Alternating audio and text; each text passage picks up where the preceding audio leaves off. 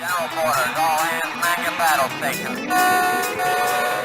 Broadcasting live on WNN 1470 AM, 95.3 FM, iHeartRadio, and the World Wide Web. This is Make America Think Again with your Google Blacklisted host, Tom Trento. Danger, Will Robinson. Danger. No, Will Robinson. Danger.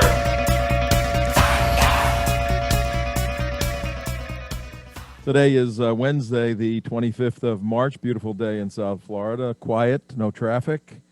Nobody anywhere. Everybody's practicing hiding out for the sake of the country. Well, last Friday, something took place that was quite interesting. And the event that took place wasn't public. It was behind the scenes. It was a telephone call. I'm going to tell you about the telephone call because it's very, very, very important. And it gives you tremendous insight into Donald J. Trump, the 45th President of the United States. Hi, Tom Trento, 11:06 in the morning here with Midwest Dick and J. Mark. You guys all alive and well back there? Yes, we're alive. We're here. And we're doing our Zoom stuff? We're zooming around. We're zooming around. Can anybody see me? Can anybody see me? They can see us right now. Who? They can see you. They can see me because I got the camera on me. On you, okay. Mark now they can see you. Mark is in the control room, in control. It's incredible to see this happening. That's good. Can they see my shirt? They can, yes. And what Yes, does your they can. shirt say? What's your shirt say? Where is it? Right there? Yeah. That camera there? Yeah. Midwest, you know this story better love than it. I do. That's the best shirt ever. What does it say, Tom? Abdul. Abdul for governor, Michigan, baby, 2018. What are you talking about? How could that ever be the case? How could that ever have happened? Well, It almost did. I think we're going to have one of the officials from the Trump campaign in just a couple of minutes. But this story is amazing because I put this shirt on for those of you watching. And next week on Monday, we officially start our live Zoom video feed. We're testing right now, which means circuits are blowing and wires are crossed and everything, but we're getting there. But you can go tomorrow, theunitedwest.org, and you'll see my shirt, Abdul for governor. I put this on, Dick, in August of 2018 when I slipped in a side door at an Abdul Rahman Mohammed El Saeed rally in, where was that? Dearborn, was it? No. That was in Sterling Heights, Michigan. Sterling Heights, I okay. think. Yeah. And I look a little Arab, you know. I mean, You do. You really do. That's that I got DNA like thing. 20%, something like that, Arab blood. And I wanted to be inconspicuous, so I walked in the back. If not mistaken, you were on the left side with Phil Haney, weren't you? I was in the room, and I was in the room with my first iPhone ever turned on. And I think Phil was with us too, wasn't he? I'm not sure if he was there that night. He was there. I think he was. I think he was because we did a little did a little undercover thing. That's right. Yeah. I walked in the back and praise Allah, they were selling T-shirts. So I pulled out $20. I bought an Abdul T-shirt. What a deal! I ran in the bathroom, and I took pictures of me changing into this shirt to look even more conspicuous. And that led to one of our best operations the United West ran in many, many years. We had Laura Loomer there, who confronted Abdul Rahman Mohammed El Saeed. And we'll put that story into perspective because he lost to Gail Whitmer. Gretchen Whitmer. Who's a prominent governor now, very increasingly prominent. He lost to her, but she's on the short list. You're going to hear about her later on the show. But he got 340,000 Michigan votes. On the Democrat side in the primary. And we were trying to have him get defeated. We were actually working for Democrats. I mean, we were hoping that Gretchen would win. We didn't want a Muslim brother in running the state of Michigan. And we were very, very successful in that, the confrontation, the expose, all of that. But then he went on to greater heights, and he's a paid analyst now on the we got to come up with another name for CNN. Right. He is visible on CNN. He's also visible on the internet. He comments every single day. So I don't know if he's got a radio program, but that might come up next. He is very, very important because of what he represents. Think of him as the symbol, along with Linda Sarsour, Rashida, and Ilhan, that there are dozens of Abduls running for office. There are dozens of Rashidas running for office in America. And they are the green side of the red-green axis. We've spoken a lot about this at 11:10 in the morning on WNN 1470. Tom Trento, your host today, the Trento Show, where we make America think again. We're talking about an event as illustrated by the shirt I'm wearing in 2018 that has relevance to every American today, particularly those of us in Florida with 224 days left until the election, because Abdul Rahman Mohammed El Sayed, whose shirt I'm wearing, he will be showing up here because he's the green side of the red-green axis, and Andrew Gillum, who's down and out a little bit now, but his organization is, and he's the red side, the Marxist side of the Marxist Mohammedan axis that's joining together to defeat Donald Trump, thinking with this crisis they have an opening where he can be defeated. And the title for our show today, follow this, folks: Money Flows, Soros Blows, Joe Slows, Andy Crows, and Doc's Soar. All of that makes sense. And on the Soros side, Soros is going to be pouring multi-millions of dollars into the country, into 4 states, Florida being one of them, because they believe there's an Achilles heel here with the president mishandling the current pandemic crisis. So I wore this in honor of Abdul Rahman, who is going to pop up. He's back. And as the perfect man says, everybody should grow a beard. So I'm just not shaving until until tomorrow. Until the perfect man tells me it's time to shave. That's Tom. me, Right. Tom. I'm the perfect Mark. man. I'm telling you to Mark's shave my my. fashion designer. Tom, keep in mind, when you say the Soros money flows, and you just mentioned Abdul, we should think of Abdul as a source of money. There are plenty of Soroses who are Sharia compliant. So if we think of Abdul as being connected to a massive faucet of Middle East money, that's also pouring in. So we have the Marxist Soros money, and we have the Islamic money coming in as well. All right, we're going to go through our material now for all of you at 11:13 in the morning. We gave you a little overview as to where we're going. Now, I made reference to something that happened last Friday, and I'm gonna walk you through this because it's very, very important. Hang on, I'm getting a text message here. I got a guest call in. Okay. Okay, on Zoom. Yep. Is it? Hey, Liz, are you there? Hey, I'm here. How you doing? Did you call in on our Zoom platform? I did. I called in. I followed the instructions. I think I did it right. Let me give our guys in the booth a hand. Gentlemen. Good job. You're the first person on this Yeah, way. yeah. And you We don't want figured to it call out. you a guinea pig, but thank you. We actually have been using Zoom on a sister organization for 2 years every week, and it's a very good platform. You should buy stock in Zoom right now. It's going crazy. No, it's cool. Yeah, that's a good idea. Yeah. Transitioning our radio show Oh, to that have logic. a live. I don't know if Joe Biden would be able to figure this one out, but I was able to do it pretty easily. No, seriously, Liz, do you feel bad when you see him try to? We call it dead streaming.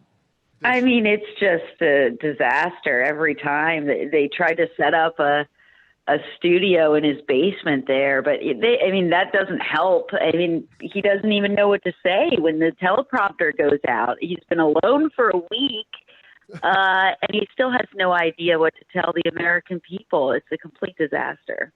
All right, we're with Liz Harrington. She's the national spokesperson for the RNC, Republican National Committee. She's up there, ladies and gentlemen. She's interfacing with the president, his staff on a regular basis, trying to figure out in the midst of a pandemic, amidst of crisis like we've never seen, how to move the electoral process along, how to keep in touch with people, how to win in 223 days from today.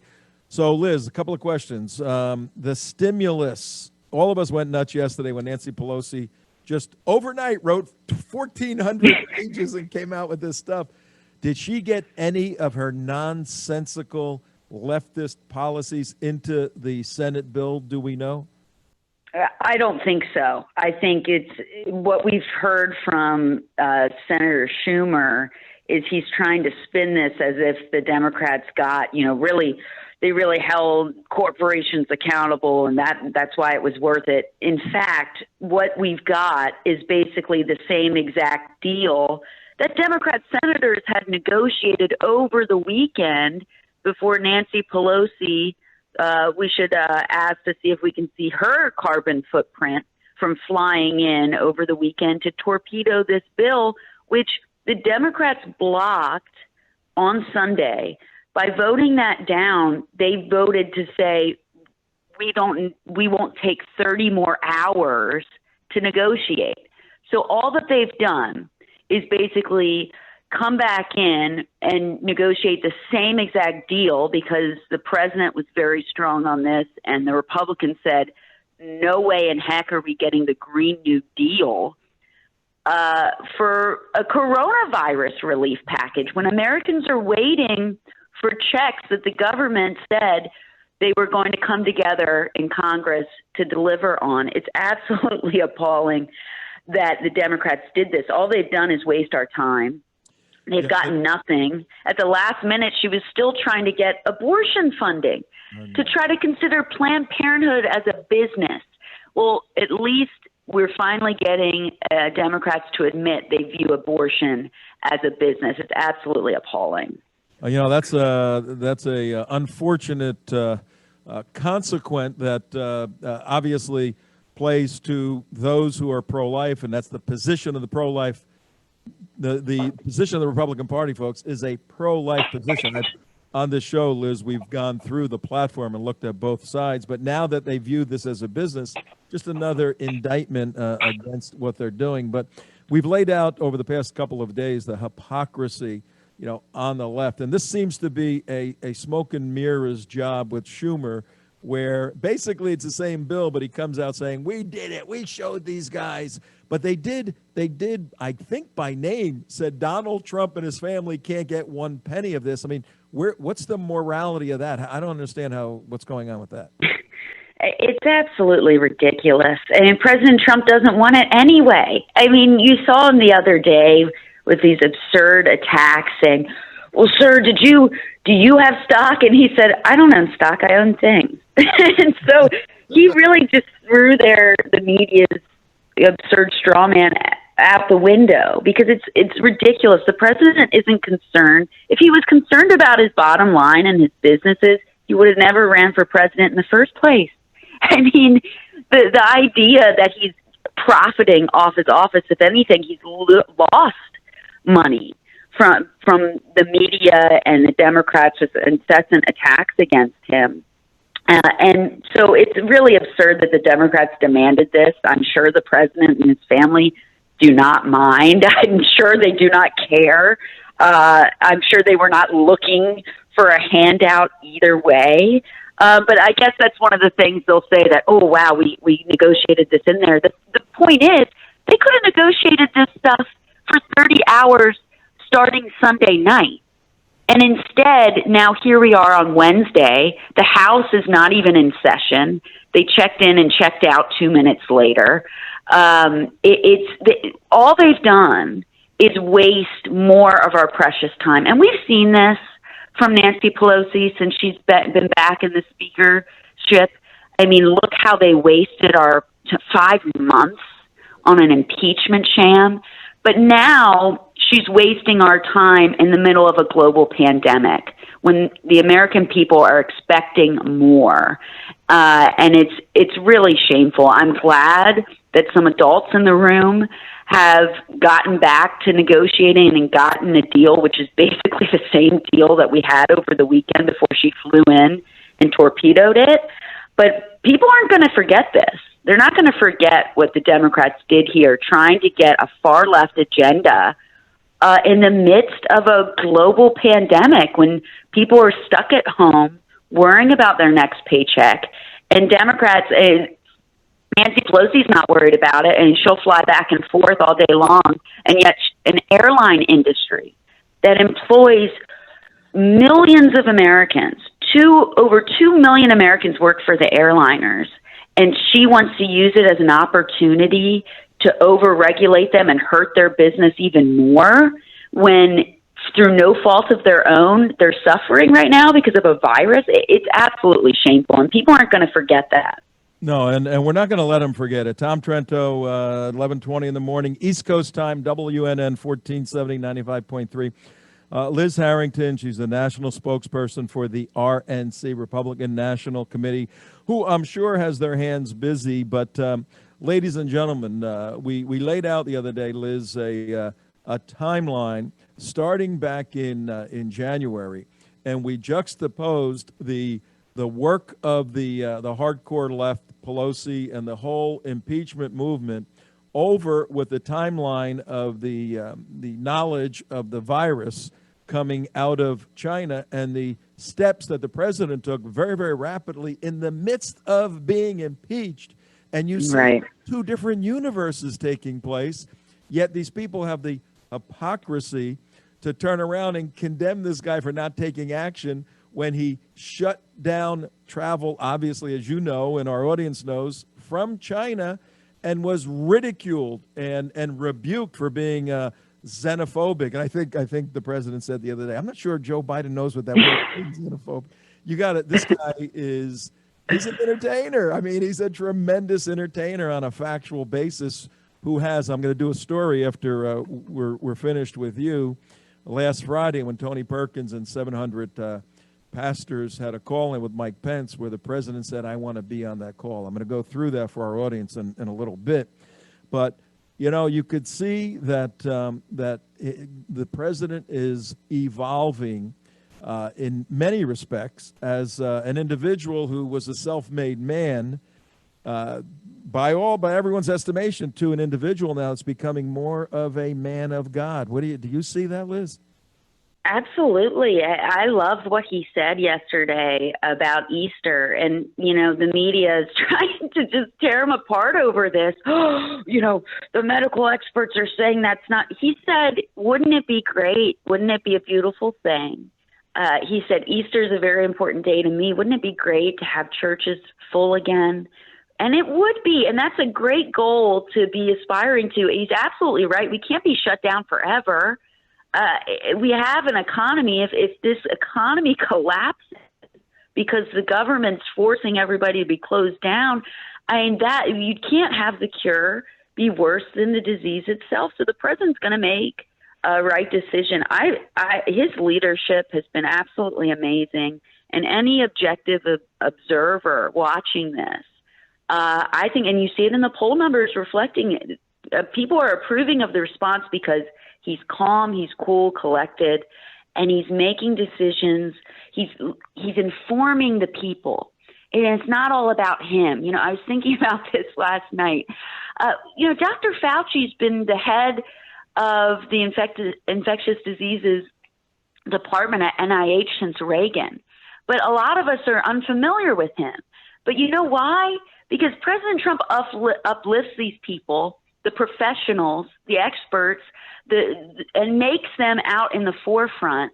And it's really assuring for the American people. And it's really nice to see all these people coming together, working night and day with the private sector. I mean, you've heard Dr. Birx talk about it. There's no way we would have been able to get in a position with the testing where we now have surpassed in 8 days what South Korea did in 8 weeks without the private sector and without the government giving this expedited approval and getting these private labs involved. It's been an amazing achievement. And I love how you mentioned the timeline. I had a piece out in Town Hall the other day talking about, you know, the Washington Post had a headline on February 6th that said, quote, "These are turbulent times, but we will persist and prevail." And I say amen to that, but wait a minute. Who was that written by? Ambassador Maria Yovanovitch. So to the media and the Democrats, they thought a millionaire bureaucrat, not losing her job, but being transferred and staying on the State Department payroll for months, taxpayer funded, after she was transferred out of a job which she was supposed to serve at the pleasure of the president and administer his foreign policy. That's what Democrats in the media called turbulent times. So we should never forget how they wasted our time in saying a turbulent time was a phone call with Ukraine. They wasted our time, they wasted our money, and you're exactly right. The Trump administration never stopped working for the American people. And in the midst of an impeachment sham, the administration was taking this seriously. They set up the CDC emergency response in early January. Of course, President Trump shut down travel at the end of January. The task force was already up and running, and yet he's damned if he does, damned if he doesn't. But you know what? People see through it, and they really know what's important now, and the perspective and the leadership that's coming out of the White House has been so amazing to see, and we're just going to continue to amplify all of that because it's really assuring to Americans, and that's what we need right now. Absolutely, and those daily briefings in the evenings are needed. They're marvelous, and they're just crushing any opposition. I got a little exercise for you here. We only have a couple minutes left with you, but I got a little exercise for you. You're an expert in communication, obviously. You're a spokesperson at the highest level. If for some reason you go to work today and they go, oh, we don't need your services anymore, and you need to watch this movie called The Ides of March. I watched it the other day, George Clooney movie. Everybody needs to watch it. I mean, it was 2011, and it's the interworkings of the Democrat Party in the midst of a primary during Super Tuesday in March, and all the scandals that take place. It was fascinating. The Ides of March. Yeah, I watched it like years ago. It's fascinating. It's pretty fascinating. You lost your job, and what I'm telling you happened in this movie. They don't, the Republicans don't want you anymore, but Joe Biden hires you at a salary you can't, I can't refuse it. And you're there with him when he says this, and then you have to come on you have to tell the public what he means. I'm going to read what he said, and then you're the spokesperson. Okay, you ready? Okay. He was asked about the president talking about the cure can't be worse than the problem. And Joe, I got to not laugh now. Joe said, and I'm reading this, we have to take care of the cure. That will make the problem worse no matter what. Okay, spokesperson, tell us what it means. I mean, you need a translator. I mean, I'm tried, but man, if I was that desperate, I don't know if there's enough money in the world that I would take to have to defend this guy. It is a complete joke. So I clipped that immediately when I saw it. I had to listen to it 4 times to make sure if it made any sense whatsoever. And I tweeted it out anyway because I'm like, what the heck did he just say? And now it's over 1 million views. But your guess is as good as mine. If I was consulting him, I would say, get out of the camera, get off the stage, let surrogates work because you're not doing yourself any favors. We're gonna talk to you next time. But before we leave, I got one other question for you. But we're going to talk to you next time because there's movement going on with some pundits saying that, oh my word, Andrew Cuomo is so presidential. If there's a brokered convention, he walks in and wins the day. They're desperate. They're desperate for anybody. I know. That's another conversation. But what we'd like you to conclude our time with you right now, armyfortrump.com. Yes. What is this an amazing opportunity for people to get involved? Help the viewers and listeners understand that. Absolutely. Armyfortrump.com. You can also go to trumpvictory.com. These are joint ventures with the Trump campaign and the RNC.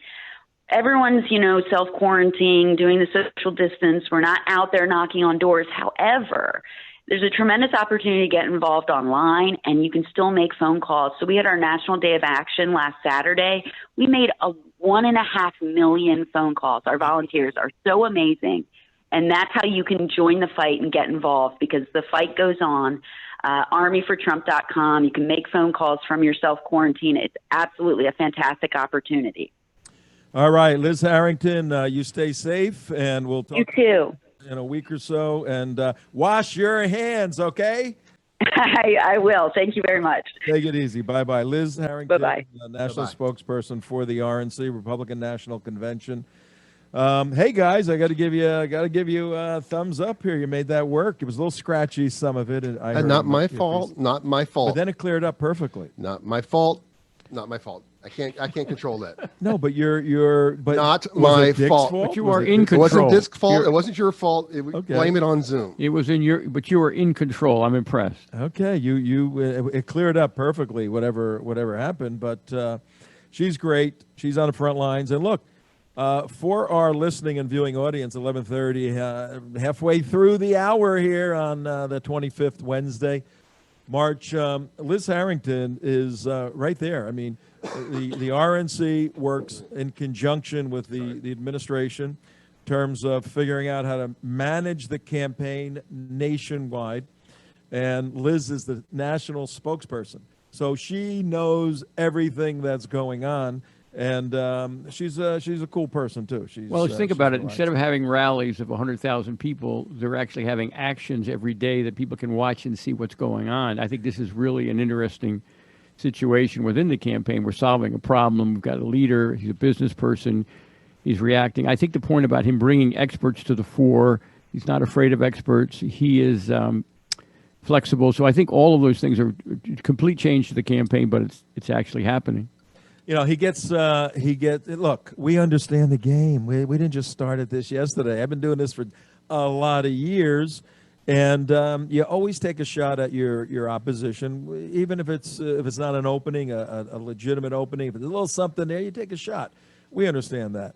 But there should be some moral parameters, particularly in the light of something that's never hit this country before, where you go, okay, that's out of bounds. Well, that's not for the other side. Why? They've abandoned God, as we've said on the left, the Democrats.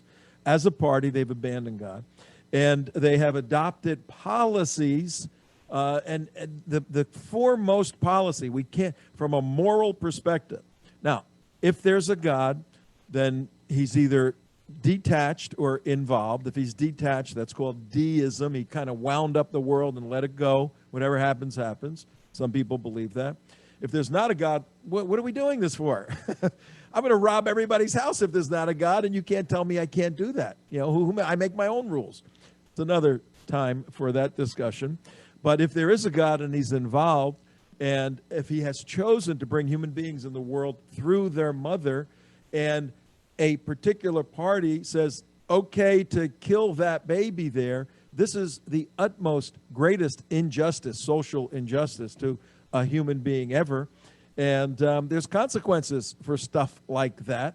And you're seeing the consequences in the fact that the moral compass in a human being, once you adopt a pro-abortion philosophy, once you adopt a pro-abortion political viewpoint, then you've opened yourself up for having no morals whatsoever, because on the greatest issue where you need morality, you've compromised yourself. So it's very easy at that point to take advantage of 330 million people who are waiting for dollars to come to them and say, time to get our Green Deal, our Green New Deal, time to get money for abortion clinics, time to get money, all the stuff that Nancy put in there. This is atrocious behavior. It blew up in our face, but we have no idea what actually got into the Senate bill. Once it comes out and is passed, and today everybody's going to start reading it because it was passed by the Senate last night, has to go back to the House now, and she has a variety of procedures that she can implement, and she could stop the whole thing if she wants to and say the House doesn't want to do this. We want to negotiate another one. That would be the end, I think, of her political career, but she's not a dummy. So we got to watch her today. 12 o'clock today is the debate is supposed to start on this. But we don't know what's in this stimulus package. That's why we have in our title here, money flows. The money's going to start flowing. People are going to start getting it. Soros blows. By that we mean he is implementing a campaign against Donald Trump for his lack of management on this crisis. In the state of Florida, Floridians, listen up to that. Joe Biden is slowing down everywhere every day, Slow every motion. way, Slow motion. Andy crows, Andrew Cuomo starting to crow, saying, "I need this from the federal." And we did a presentation the other day on our show on the hypocrisy of Andrew Cuomo, who laughed at Trump over whether or not New York can be an abortion state. Andrew Cuomo turned the Trade Center, the Freedom Tower, and other buildings in New York pink when New York voted in, codified into state law, because they're scared that the Supreme Court may overturn Roe v. Wade with conservative justices. So New York, through Andrew Cuomo's leadership and guidance, voted in state statutes that codify abortion in that state, which would set the state against the federal government if there was a lawsuit, and turned buildings in New York pink in honor of abortion. Andrew Cuomo did this, and then he laughed at President Trump saying, you can't be a sanctuary state. The ICE guys got to come there and arrest illegal felons. And he said, my police are not going to work with him. Now he's running to Trump saying, give me stuff, give me respirators, when in 2015, did you guys hear this story? No. 2015, after the H1N1, the swine flu, 2008, 2009, and Ebola came out. Well, the New York Health Commission did their future planning, and they projected that they only have a couple of thousand ventilators, and they need more. And the number was 16,000. And Cuomo had an opportunity in 2015 to go buy 15,000 ventilators at $500 million, something like that. A lot of money. But, planning ahead for a pandemic. That's what the recommendations were. And he chose not to. The recommendations also said, look, if we get all these ventilators, we got to have people that operate them, and we really don't have the skilled people that can operate them. And if we get them, where are we going to store all these things? So do we really want to spend this much money on something that's a roll of the dice? And the decision by Andrew Cuomo and others was, no, we're not going to go buy 15,000 ventilators in 2015. And the president pulled this out yesterday when Cuomo was saying, where are my ventilators? Where are my ventilators? The federal government should get. The president goes, you've turned them down. And now the leftist media, which is simply the marketing arm, the propaganda arm, the agitprop, that's a good term, agitprop, agitating propaganda. That's what the Soviet Union used to do and Russia still does. The agitprop arm of the left is the media. They're saying, oh, that was a fake story. It really didn't happen. So, ladies and gentlemen, we got Andrew Cuomo crowing over there. But like I said, all the lefties comparing him to Joe Biden, saying, he's looking great, man. He's presidential. A brokered convention, and we get Andrew in there. What do you think, guys? Well, I think the other notion is they're actually looking for somebody who has executive, good or bad, he's an executive. Some of the candidates who are running for president, including Joe, really don't measure up when it comes to actions and decisions. So you don't really hear people talking about the previous candidates. You're really hearing them talk about governors. And even if you look at the list, they're featuring the governors that they have, and they're really weak people when you look at the list. So Cuomo is rising to the top of the list only because he has some kind of executive experience. You don't need, in a crisis, which is what the world is in, you need people with executive. And he doesn't measure up, but he's the best they've got right now.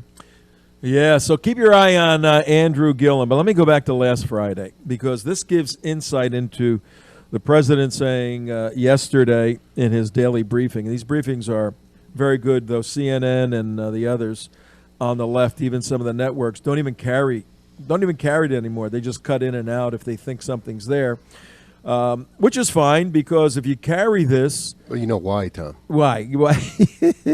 You know why they do that? Tell our audience at 11:39. I mean, ever since the virus has started, his approval numbers have been going up. He's actually started at 50, and now he's at 55, and now he's at, I don't know what he's at now, but he was at 55 not too long ago. Mad Cow, Rachel Mad Cow, She is trying to create a movement within the leftist media to not cover him. And her proposition, her theory is, all he is doing is lying. Right. Why would we allow him to lie on our networks? And the other poll stated that media ratings keeps going down about truthfulness on the coronavirus. Yeah, exactly. So this thing is, I've been around a lot. Like I said, I have never seen in my life, ladies and gentlemen, am I fuzzy? I'm getting things here that not just my chin is fuzzy, but from the M person or from somebody else? M person. No, okay, it's not. Okay. That troublemaker M. It's like James Bond. M. What's going on, M? Uh-oh. No, we love M, though. Yes, we love M. We love M. What was I talking about? At 11:40 in the morning. Tom Trento, your host on whatever this show is. Make America Think Again. Make America Shave Again. Yeah, Make America Shave Again. I have never seen a human being. I've read about them in history, in Jewish history, Christian history, military history. Individuals going through so much in such a short period of time, and prevailing through every epoch, every life-changing crisis. From people forgot about Russia, quid pro quo, all that, Ukraine, all these different things. Everyone's forgotten about that, and the guy's gotten stronger and stronger and stronger. And now this greatest crisis you could imagine. And look, he's very, very serious about this, and his hope on Easter Sunday. And the Easter Sunday is the resurrection of Jesus Christ after he dies on Friday, buried in the grave for 3 days, Friday, Saturday, Sunday, resurrects on Sunday. Christians celebrate the resurrection. That's springtime, everything coming to life. So the figure in the real figure and the theology that he's not articulating, he's being careful, because as I said, he came to this office as a self-made man, and he's being crushed and conformed and pressed into a God-made man. You can see it every day. He's looking at Easter Sunday as a resurrection of America. And he said very clearly, not every place, but if there's a place in Oklahoma or Texas, why can't they come back and practice all the stuff we have? Give me some reasons why. And if you can give me reasons, doctors, we won't do it. But let's have some hope somewhere. Now he's being ridiculed. I ran into this video of this Italian guy playing trumpet, in his balcony. This is our hope for the day, Tom. All the other people who were hope for the day. outside their homes. And he was playing Imagine, and there was something so powerful and pure. And pure. This is our hope. This is our hope for the day. This video. Would you bring into an opium den or something? Yeah. Imagine there's no. Oh my God! Oh my God! Easy if you try. Okay. No hell below us, above us only sky. Imagine all the people Living for today. Yeah. Imagine there's no countries. Tell the folks what they're listening to. Oh, it's just, hope. Hope. What it is, Gal Gadot, the Israeli actress who played Superwoman or Captain America's wife or whatever it was. She had an idea to put celebrities, because they're so important now. And they got nothing to do. Yeah, celebrities and actors together singing Imagine. And they go on for about 3 minutes each. They each sing a little phrase, and you'll know all the actors and singers, all the celebrities. And as soon as they put it up, everybody just started laughing. First of all, how bad they are without their studios. Without makeup. Yeah, without makeup in their studios. And then the fact that they're all singing Imagine a Life Without Possessions from their $50 million mansions, and their servants are there, and there's no corona anywhere.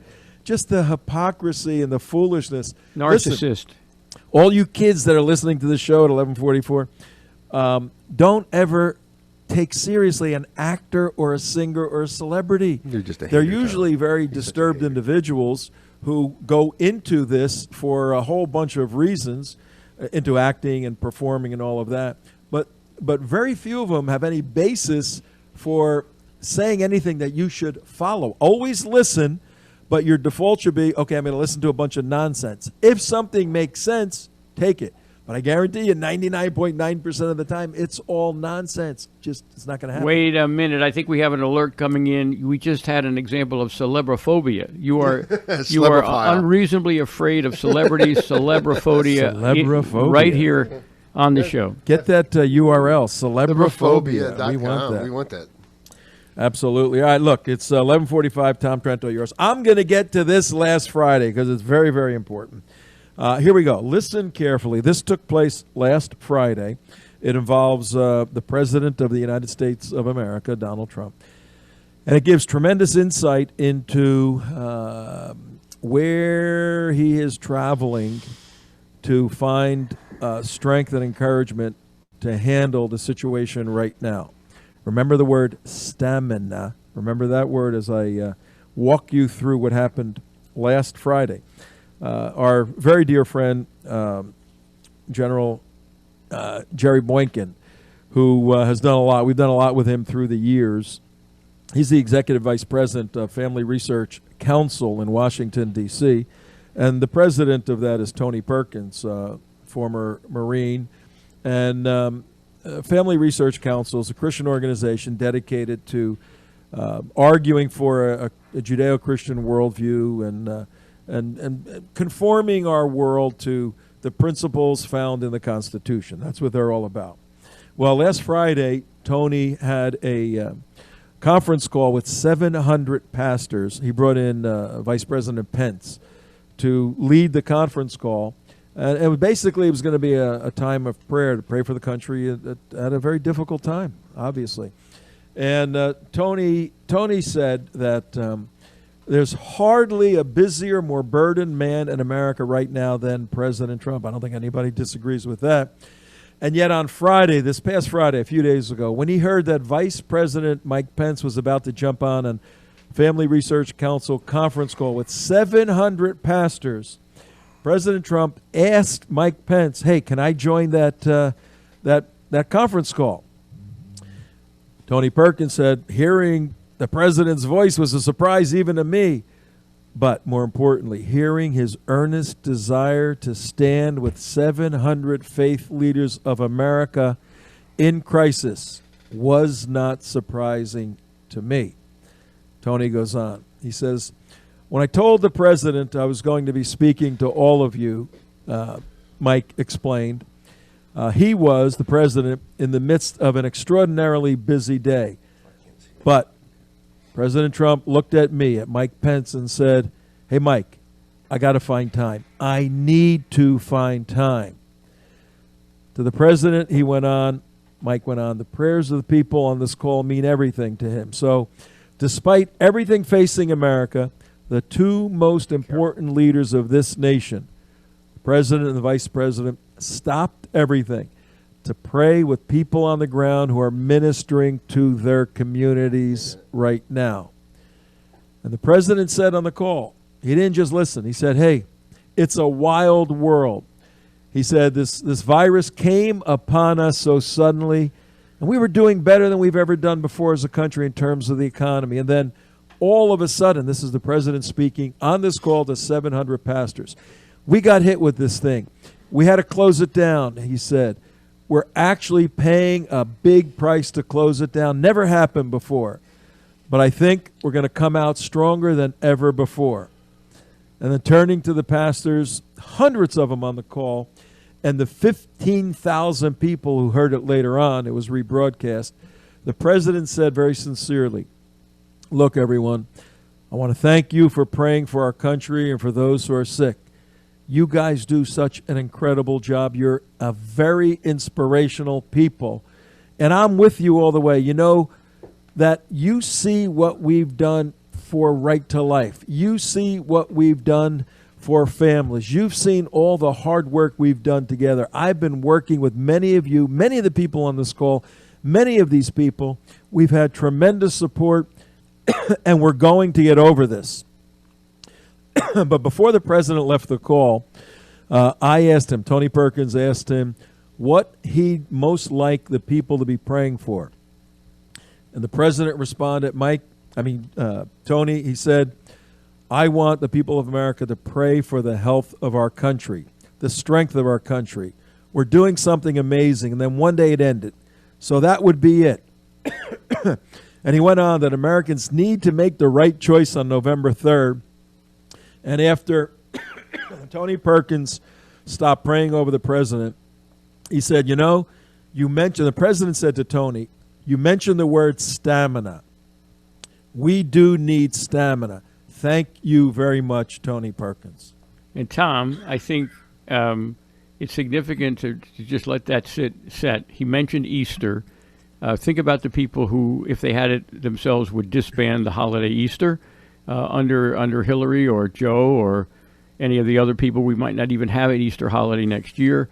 And so the significance of the spiritual nature that's growing, it's not just growing in the president. I think it's growing in all of us. All of us are paying more attention to the spiritual side of life as we look at mortality.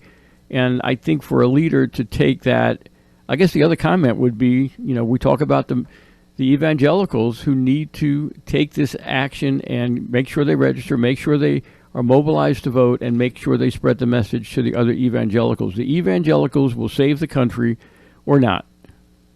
Yeah, and for those who are on the hard left, those words just penetrated their heart and frightened them. Oh my God, these guys are gonna take control, and they're gonna get rid of abortion. They're gonna shut the borders. They're gonna on and on and on. The nightmare of all the things will force them to all get converted to Christianity. All these different things. But it's going to come down to the evangelical community voting on November 3rd to move our country in a particular direction.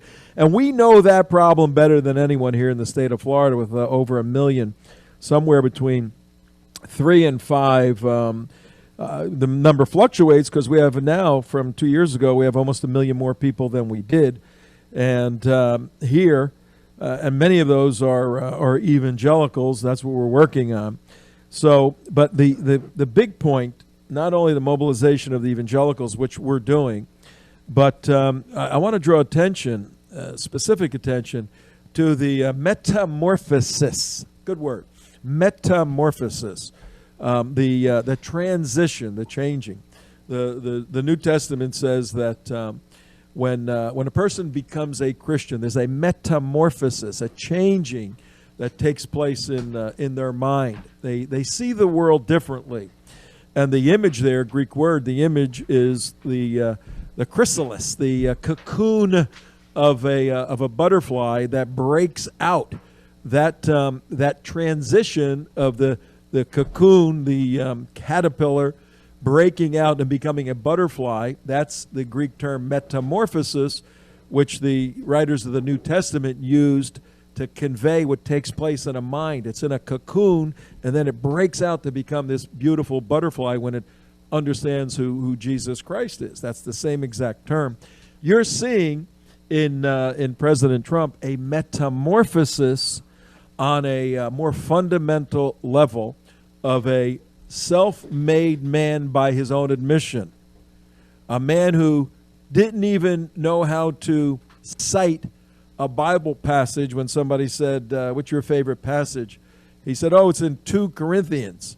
Well, no one who knows anything about the Bible says 2 Corinthians. It's 1 Corinthians or 2 Corinthians. So those people who understand this laughed a bit and said, that guy's not familiar with the Bible at all. And when challenged about the Bible, he said, I have a family Bible from Norman Vincent Peale, who was very inspirational. Norman Vincent Peale was a motivational speaker, pastor that his family went to. Trump and his family went to their church in Manhattan. Influenced Trump a lot on the motivation of having a positive attitude. But my estimation of Donald Trump entering the office, really not a very deep foundation of faith in Jesus Christ, faith in Christianity. kind of skirting around the edges, but he has been inundated with real life Christians praying for him. He's experienced the power of prayer, and to the point where a very, very, very busy guy running all over the place asks to be part of a prayer meeting on a phone with 700 pastors when no one was expecting him to be there. It was Mike Pence who was going to be there. Not only did he say, I want to be there, he said, quoting Tony Perkins, I need to be on that call. Ladies and gentlemen, when the President of the United States says, I need to be on that call to be with people praying for this country, you're seeing a metamorphosis take place in this man. Let me tell you what's going to happen. Whenever a person moves more closely toward a personal relationship with God, they move more closely toward that which is bright, that which is light. These are images in the Bible. Well, what does light do to darkness? Light repels darkness. Darkness repudiates light. It doesn't like it. You shine a light into darkness and it jumps back. You're going to see more and more people of darkness, people without a belief in God, without a framework in the Judeo-Christian moral basis, without any faith or consideration for even the Ten Commandments, now being more repulsed by President Trump as he moves more closely to becoming a God-made man. I see it happening. Why do you think he's interested in Easter? You're going to see more and more attacks against this man because that's how Satan operates. If there is a God by necessity, there is a Satan in this world, an evil nature, an evil element, an evil individual. So, what does all this mean? It means we got to pray for this guy even that much more and stand with him at these very, very difficult days.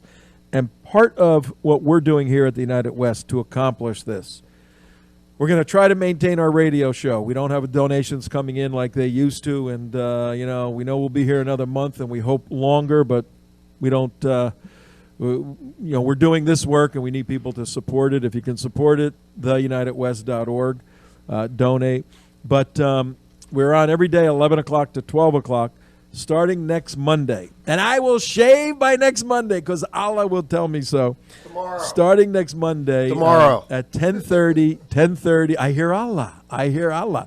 At 10:30 in the morning, starting next Monday, the 30th, we're going to have a 20-minute Bible study. I'm going to bring a 20-minute, kind of a unique Bible study. We're going to study, obviously, stuff from the Bible, but I put it into a very contemporary context, a little bit of edutainment and all of that, with usually one big important point for the day.